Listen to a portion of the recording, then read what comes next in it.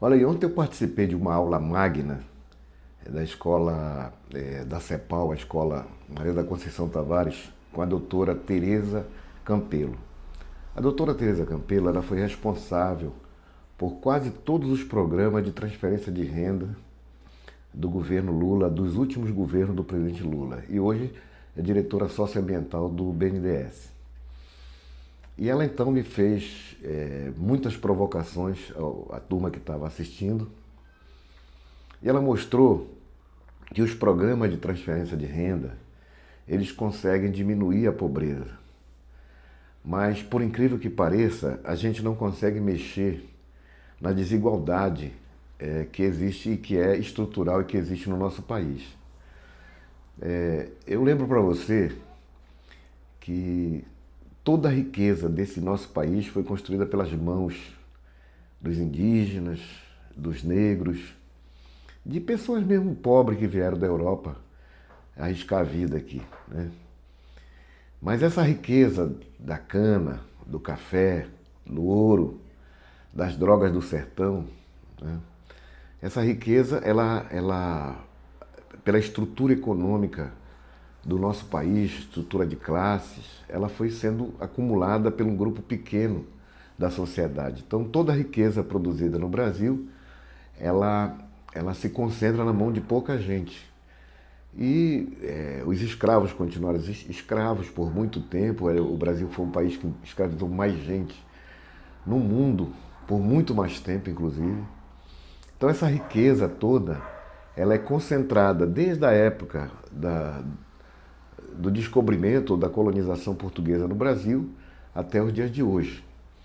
E hoje nós estamos vendo uma disputa que o presidente Lula está fazendo através do ministro da Fazenda no Congresso Nacional. E muita gente não está entendendo, muita gente não entende a reação da imprensa, insistentemente fazendo pesquisa para mostrar que o presidente Lula não cresce, né?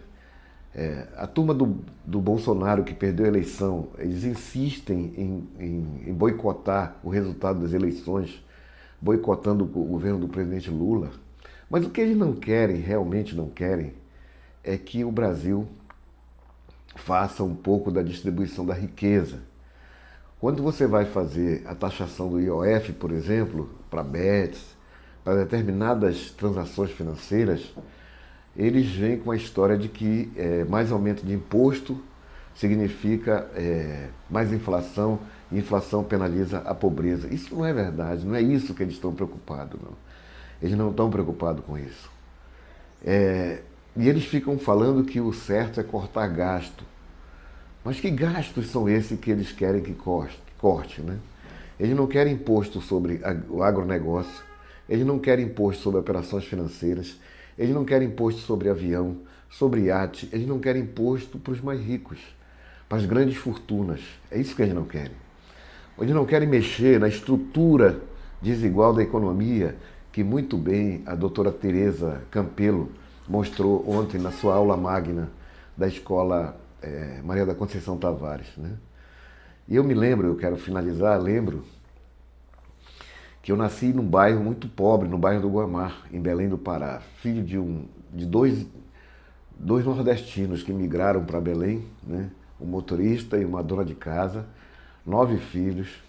E meu pai, minha mãe, eles sempre foram muito católicos, muito católicos. E a gente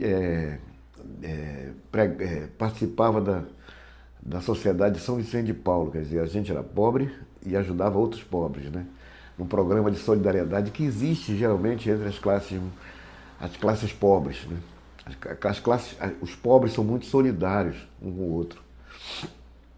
E depois nós nos mudamos para Marambaia, para o que chamava de Correio, a área dos Correios, atrás, lá da Rua da Marinha, né?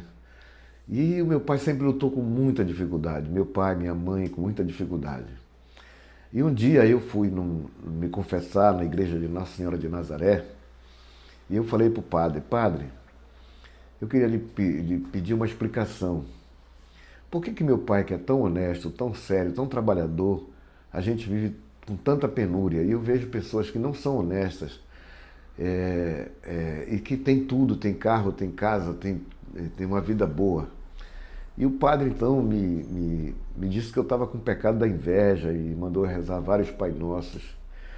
E eu saí de lá e caminhei a pé da igreja de Nazaré até a Marambaia, pensando naquilo que o padre falou, pensando naquilo que eu disse para o padre, pensando na desigualdade, pensando nos meus vizinhos que eram pobres, muito pobres, que eram sofridos, né?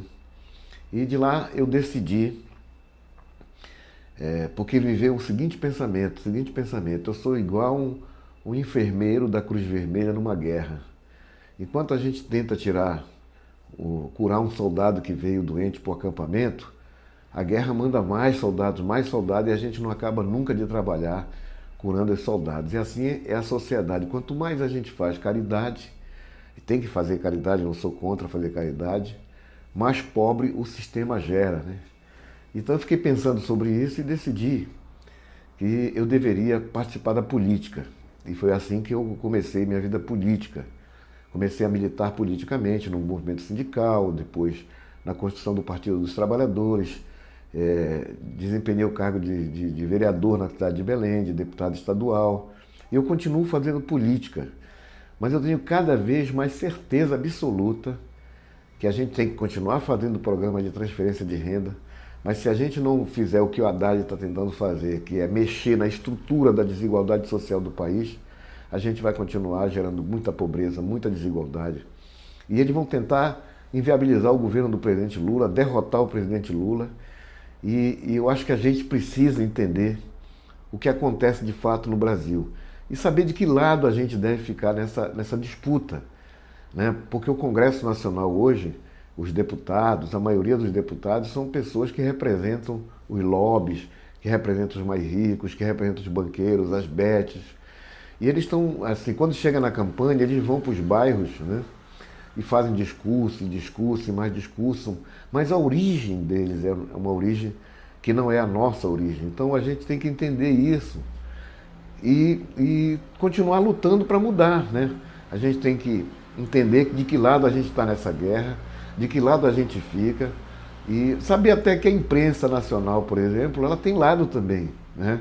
Ela tem lado também. Quando o Jornal da Globo escala um economista para falar sobre uma medida do governo Lula, ele não escala um economista que seja favorável à distribuição de renda. Geralmente ele escala um economista que é a favor do modelo atual de concentração de renda. Então a gente tem que entender exatamente e fazer o contraponto. Então eu fiquei pensando na aula da doutora Tereza Campelo ontem e resolvi gravar esse vídeo, né?